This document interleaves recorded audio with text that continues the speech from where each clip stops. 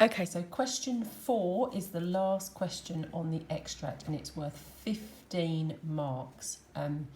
It's really, really important that you look at the skill that they are testing in this question, and it is to evaluate. So the question for this extract is, in this extract there is an attempt to build suspense. Evaluate how successfully this is achieved. Support your views with detailed reference to the text. So you will always have in the question, evaluate how successfully this is achieved, and you will always have to support your views with reference to the text. Obviously the main statement will change depending on the extract. So it's really important you think about this question before you start writing. So answer it verbally in your head first. So read through the extract again, or go back to the video where we've read through the extract and annotate it together. At the end of the extract, do you feel suspense? Do you feel like you are thinking, oh my goodness, what's going to happen next? What's going to come out of the shadows? What is this man so frightened of? If the answer is yes, then they've been successful. Just a bit of a top tip. They are very unlikely to ask you about something that isn't in the extract. So, for example, they wouldn't say, does this extract make you feel calm and relaxed? How successfully do you think it does it? So they will always pick something that's quite obvious. So in some respects, it's easier to say, yes, I think it's successful, than to argue, no, it isn't successful. Excuse me.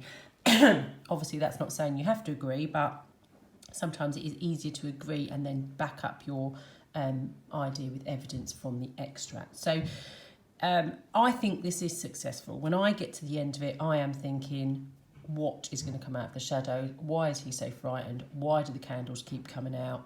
What's going to be the next bit of the story? So I would argue, yes, I do think it's successful. It's a good idea for the examiner to say in your opening sentence or your opening paragraph, yes, I believe that this is a successful extract at creating suspense, tension, whatever it might be. And then when you've done that, you need to back up your ideas. So again, look back to your extract. By now, you're coming to the end of this bit of the exam. You should have lots of annotations and lots of colour on your extract. So if you read through this again, and I'm just going to skim, but obviously you could read through again, I'm going to say, well, okay, the candle goes out. It starts quite calmly. It's only one candle to start with.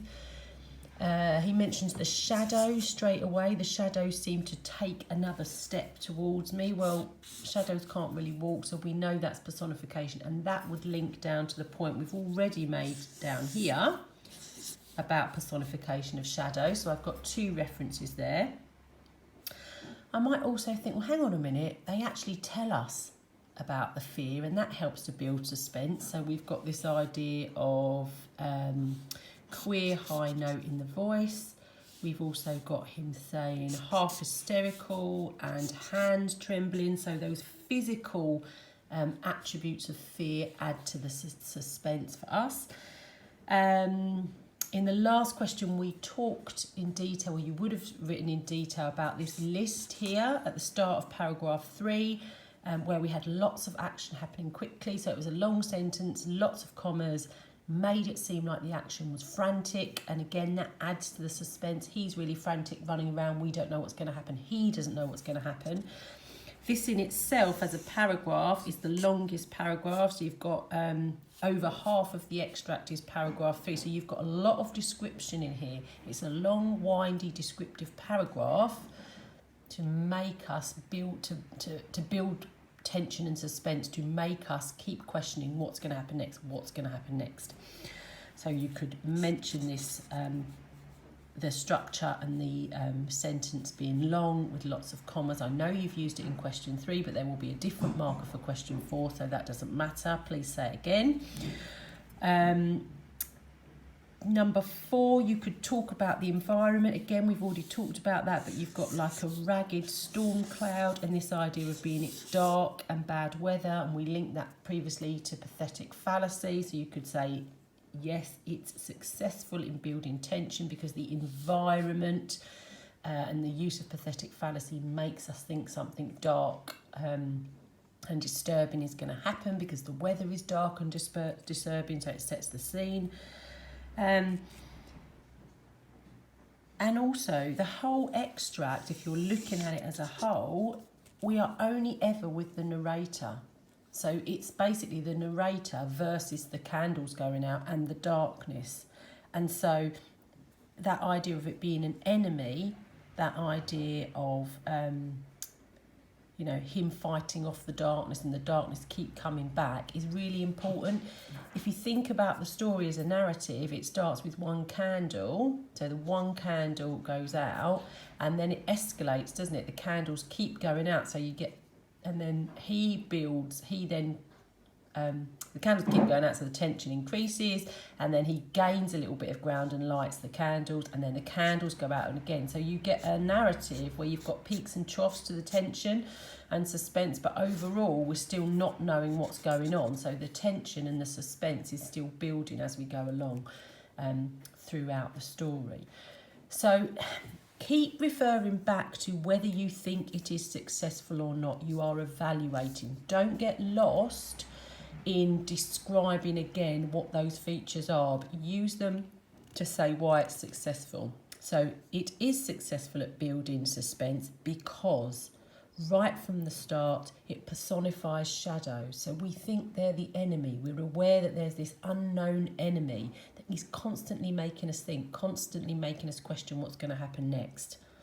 Okay, we are given really clear clues to how the physical and mental state of the narrator kind of gets worse or increases in terms of his panic. So it starts with a queer high note, it goes to half hysterical, it goes to hands trembling, it goes to a cry of terror.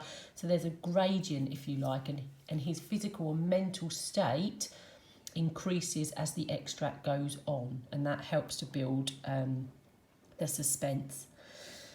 We know that there's a frantic atmosphere. We know that we've got long sentences, lots of commas, this idea of a list, so that it feels like there's lots going on. The person, the narrator in the story is frantic, and if the person in the story is frantic, it makes us feel like that there is an urgency to find out what's going to happen. There's this idea of suspense. Will it happen? Will it happen? When's it going to happen? Quick, quick, quick, quick, quick. You've got the use of environment, so the idea that actually it's effective at building suspense because the environment, the weather echoes the mood of the piece. So we've got pathetic fallacy, and that that builds the suspense. And lastly, we've got this idea of the fact that the whole extract builds suspense because it is one person, the narrator, against the darkness. And we never know what's in the darkness. We don't know what those candles going out are kind of hiding. And yes, you could say at the end of the article, there's a fire and there's, he thinks he's found a solution. But because of the peaks and troughs that have happened in the story previously, do we think that that's going to be the end of it? And for me, the answer is no. I don't think it's going to be the end of it. So therefore, it has been very successful at building suspense. So before you put pen to paper, you need to think of your response. Has it been successful? Evaluate. Is it successful at building suspense? And then say yes or no, and then your whole argument, your whole written piece will back that up. If you aim for about 5 key points, you should have more than enough to aim for that real top mark of 15 marks.